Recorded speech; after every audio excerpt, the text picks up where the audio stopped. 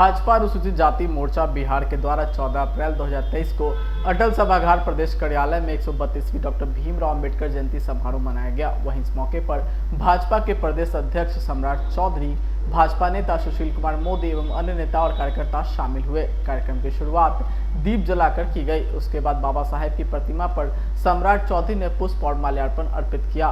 सुनिए क्या कुछ कह रहे हैं सम्राट चौधरी। नीचे कीजिए भैया, और नीचे कीजिए।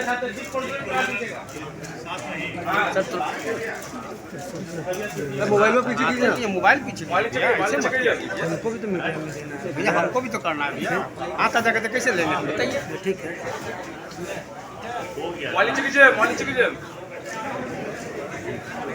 यदि लोकसभा और विधानसभा में जा रहे हैं तो उसका समर्थन जनसंघ के रूप में भी डॉक्टर श्यामा प्रसाद मुखर्जी 1952 में कर रहे थे। हम शुरू से भारतीय जनता पार्टी पे आरोप लोग लगाते हैं कि भारतीय जनता पार्टी आरक्षण के साथ नहीं खड़ी है। हम उनको ये बता देना चाहते हैं, बिहार में एक पार्टी है जिसका 15 साल बिहार में राज चला। वो कहती है कि हम संविधान की रक्षा करना चाहते हैं, आरक्षण को बचाना चाहते हैं, लेकिन आपको जानकर साथियों आश्चर्य होगा कि 15 साल के लालू प्रसाद जी के राज में किसी वर्ग को कभी कोई आरक्षण उस पार्टी ने नहीं देने का काम किया। लेकिन भारतीय जनता पार्टी का स्पष्ट संदेश रहा है, चाहे वो 1950 में आरक्षण की शुरुआत हुई, तब भी संविधान जब बन रहा था तब भी डॉक्टर श्यामा प्रसाद मुखर्जी जी उसको समर्थन कर रहे थे। और बाद में अटल बिहारी वाजपेयी जी के नेतृत्व में जब एनडीए की पहली सरकार बनी, तब भी जब SC/ST एट्रोसिटी एक्ट आया, दलित समाज को नौकरी में प्रमोशन में व्यवस्था की गई, तब भी अटल बिहारी वाजपेयी की सरकार थी जो इसको समर्थन करने का काम कर रही। इसकी पक्षधर है भारतीय जनता पार्टी, और इसके संविधान में जब संशोधन करने की आवश्यकता पड़ी तो श्री अटल बिहारी वाजपेयी ने की सरकार ने और उसको संशोधित करने का काम किया था।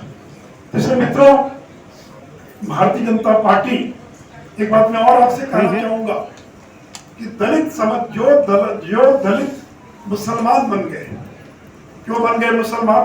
क्योंकि समाज के अंदर जाति के नाम पर भेदभाव था, तो बड़ी संख्या में लोग मुसलमान बन गए, ईसाई बन गए, और उनको यह कहा गया कि अगर आप मुसलमान बन जाओगे तो वहां किसी प्रकार का भेदभाव नहीं है, इस्लाम के अंदर जाति व्यवस्था नहीं है, जो कोई भेदभाव नहीं है।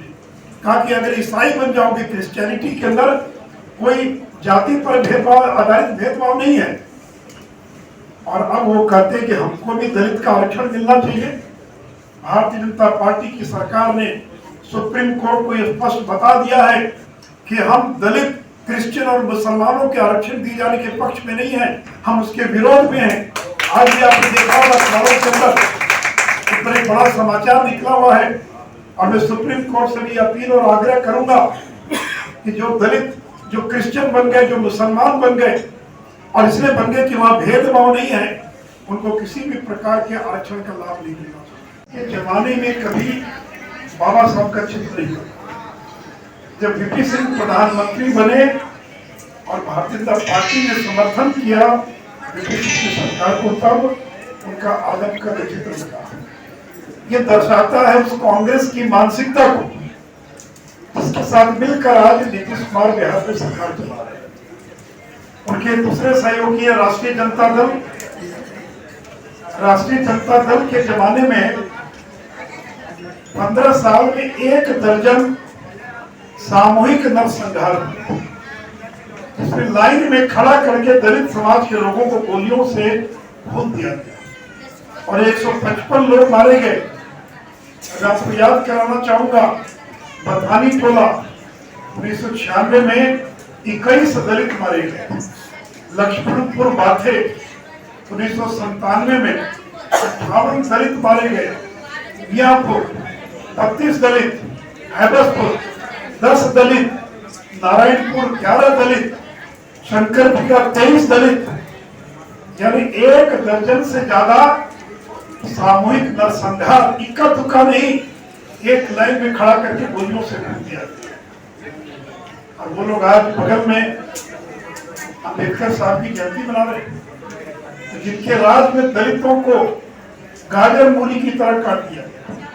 तो जब 2005 में बिहार में हम लोग की सरकार बनी, उसके बाद से बिहार में एक भी दलितों का नरसंहार हम लोगों ने नहीं किया। और मित्रों, इतना ही नहीं, तो जो पंचायत का चुनाव था, 27 साल तक लालू जी ने बिहार में पंचायत का चुनाव नहीं करा। और 2003 में जब चुनाव कराया तो बिना अनुसूचित जाति को आरक्षण दिए बिना चुनाव करा दिया। आज जो महिलाएं ऑटो रिक्शा, ट्रेन, हवाई जहाज तक चला रही हैं, वो बाबा साहब की देन है, क्योंकि उन्होंने ही हिंदू महिला कोड बिल पर लड़ाई लड़ी और हिंदू महिलाओं को और सभी समाज की महिलाओं को उन्होंने जो अधिकार दिलाया है, उन्हीं की वजह से आज लड़कियां, बच्चियां, महिलाएं सभी आगे पढ़ रही हैं। तो बाबा साहब को नमन करते हुए मैं उनके जयंती के अवसर पर सभी को बधाई देती हूँ और ये भी कहना चाहती हूँ कि हमारे समाज के जो लोग हैं वो बाबा साहब को जितना मान रहे हैं, उतने ही उनसे कहीं ज़्यादा भारत के जो यशस्वी प्रधानमंत्री हैं आदरणीय नरेंद्र भाई मोदी जी, वो मान रहे हैं। और बाबा साहब के भारत से लेकर विदेश तक उन्होंने स्थापित करने का काम किया है। सबसे बड़ी बात है कि अमेरिका के राष्ट्रपति ने उन्हें सिंबल ऑफ नॉलेज कहा है। इसका मतलब है कि जिस प्रकार हम सरस्वती माता को विद्या के रूप में पूजते हैं, तो और अमेरिका के राष्ट्रपति जी ने भी उन्हें पूरे विश्व में सिंबल ऑफ नॉलेज के नाम पर स्थापित किया है। तो इसकी हमें बहुत खुशी है और मैं बहुत बधाई देती हूँ। क्या लगता है कि प्रधानमंत्री नरेंद्र मोदी जी अम्बेडकर साहब के करेंगे? आप ही बताइए ना, चाहे भारत रत्न मिलने की बात हो, चाहे उनके, आपने अभी बोला, सुना अभी कि पंचतत्व की जो उन्होंने की है, जहाँ पे उनका जन्म हुआ है, जहाँ उनकी मृत्यु हुई है, जहाँ उन्होंने इंग्लैंड में पढ़ाई की, सभी जगह म्यूजियम और उनकी प्रतिमा को स्थापित किया गया है। और बाबा साहब की जो सोच थी, मुझे लगता है कि हमारे जो प्रधानमंत्री हैं वो जरूर पूरा करेंगे और उनके सपने के साथ। अगर आपने अभी तक हमारे चैनल को सब्सक्राइब नहीं किया है तो हमारे चैनल को जल्द से जल्द सब्सक्राइब करें, लाइक करें, शेयर करें और कमेंट करें। क्या आप पत्रकारिता के क्षेत्र में अपना कैरियर बनाना चाहते हैं? तो आज ही Royal Ashoka Institute of Mass Communication and Journalism में अपनी जगह सुनिश्चित करें। आर्यभट्ट ज्ञान विश्वविद्यालय पटना से मान्यता प्राप्त 100% प्लेसमेंट के साथ royal Ashoka Institute of Mass Communication and journalism नामांकन जारी है। हमारा पता है DS/16 गायत्री मंदिर के समीप, कंकड़ बाग, पटना 8,20,000। आप हमें संपर्क भी कर सकते हैं। हमारा मोबाइल नंबर है 9955456126।